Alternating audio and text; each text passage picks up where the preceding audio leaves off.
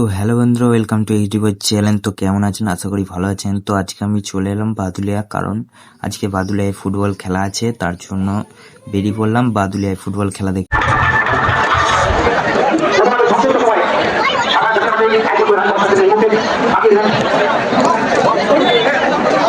তো এসে দেখলাম ভাই কি ভিড়, মানে বিভৎস ভিড় ছিল। তো খেলাটা এরপর স্টার্ট হবে, প্লেয়ারগুলো সব গ্রাউন্ডে নামছে। তো ভালো লাগলে লাইক, কমেন্ট, শেয়ার অবশ্যই করে দিয়েছো।